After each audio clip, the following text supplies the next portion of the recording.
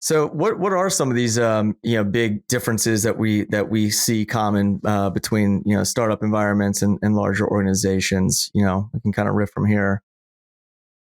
Yeah, I can start maybe. I was thinking about this a little bit. I was just talking to another person at R2C about like what does this role look like, and I think one of the big differences is a lot of these staff archetypes. There's almost like not room for them to exist fully fleshed out at a startup.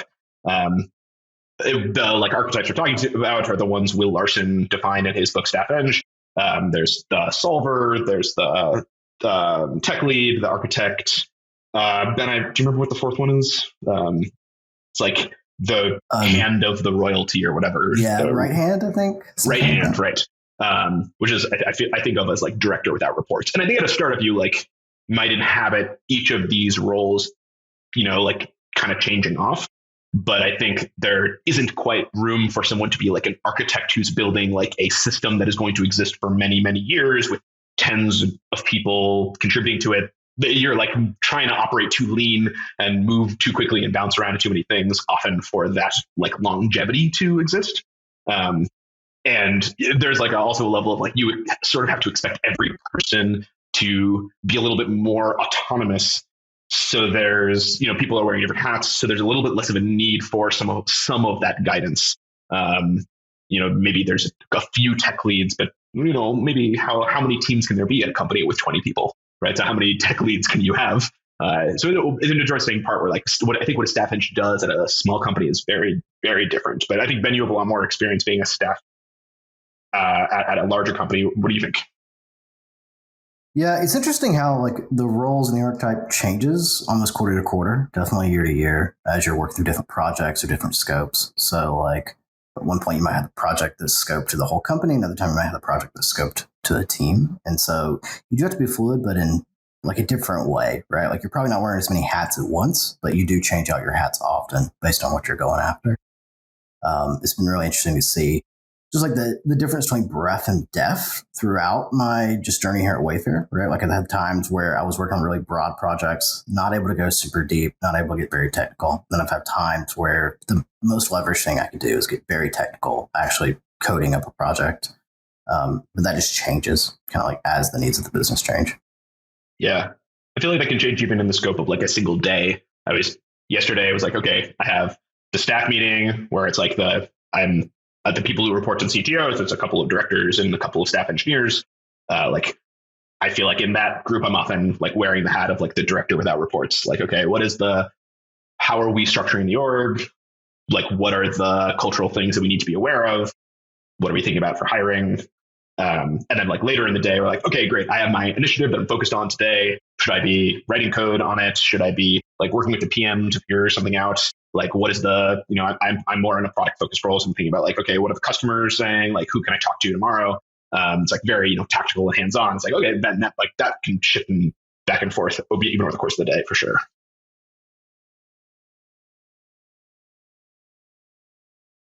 Mike, I thought you were about to say something. I mean, I can, yeah. I was waiting. I paused. I'm curious, like, because where the projects come from, like, and if that matters, if the size of the company, and what the impact of that is on sort of when you're determining what you're going to work on. Where does that, where's that coming from? Is it self? Is it coming from up above? Is it just, there's some sort of meeting and people are like, hey, this is a problem that we're seeing, and you're like, oh, I can tackle that. I'm just sort of curious where that all comes from. So I find that it's a combination of self-actuating and like getting information from others, and those two things happen hand in hand. I feel like the big mistake that a lot of people have is like, I'm just going to go with my gut and just build whatever I think is right. It's like, and then people are surprised that like, oh, this isn't what everyone else wanted. It's like, okay, but like, you have to do the work to figure out like what are the pain points. And a lot of that, I think, when you're at the staff level, is you are not handed the problem to solve. So you're not just figuring out the pain points of a particular problem. You're doing, I think, often like a broad survey of like, what are the possible problems that could be solved, and where can I be most impactful in that set of problems? So like the previous thing that I was working on was a bunch of DevOps work to improve our stability that was ended about 6 months ago. And then I was like, okay, like, doing a survey of like, where could I be solving problems? talking to our CEO and thinking about like where are the ideas in his head, talking to ICs to figure out like, hey, where are the big pain points, reliability, or even like things that could be done to the product that no one has time for. And then there you're using your judgment to be like, okay, it's not just what is the highest leverage thing that anyone could do. It's also like, what is the highest leverage thing that I in particular can do with my skill set? Because this is like, sometimes it's like, okay, the whole company is like rallying around this initiative and like, I could be one more person on this. And that's because it's a super high leverage project. Maybe it's not the highest leverage thing for me in particular to do.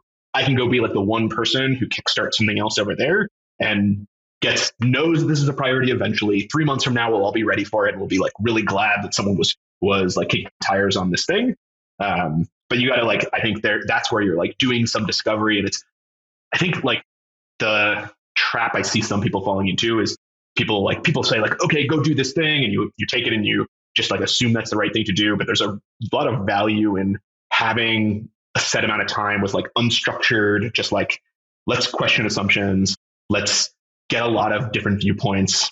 Let's try some things out and not have a direct goal in mind, and like let yourself like come to that problem that feels like, okay, I'm going to dedicate this next couple of months, but I like had a couple of weeks to figure out to gain the confidence that this is the right place for me to spend the next few months, next few quarters.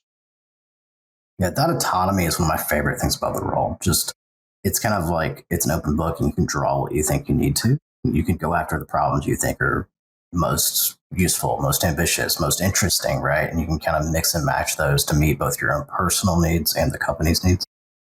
I think when you're like a fresh staff engineer new to the role, that can be one of the more stressful things, at least it was for me. It's this like, you go through your career kind of working tickets or working these well-defined problems or these features, right? And like, that's what brings you to this role. And then you drop in this role and it's like, okay, now go figure out what you need to do. And that can be kind of overwhelming. But once you really get used to it, it's pretty freeing, right? Like, it's like, I am the complete master of my own destiny in that way. Right. And that could be like almost like a little bit of a double-edged sword too, right? It's like you're the master of your destiny. If you can go waste a bunch of time on something that is not valuable, don't learn a bunch from, whatever. And there aren't a lot of people that are going to tell you like, you shouldn't be doing this, or I don't know, maybe there will be, but like, you have sort of the power to ignore them. I think that this is like, but I think that this is like an area where like if people talk about like what's the difference between senior and staff. It's like often it's not like, oh, I have like absolute technical mastery of a bunch of things. It's like I feel like staff engineers were like, no, you have like the right instincts and enough technical breadth and depth to be able to understand like this is something that is really valuable on your own, or not like on your own like in a vacuum, but like on your own by going and seeking input. There's this Slack channel, the Slack group, the RANDS leadership Slack, and they have this staff and principal engineering group. And a lot of people like often make the joke, like, what is my job at the company is to ask the question, like, well, what's the real problem here? Just over and over and over. And it's like, I feel like that's a really like powerful thing. It's like one of the things that staff engineers have is like the ability, like the like gut instincts to be able to like dig a layer deeper, dig another layer deeper, and understand like where the real problem is, as opposed to paying attention to like the symptoms or the first thing you come to.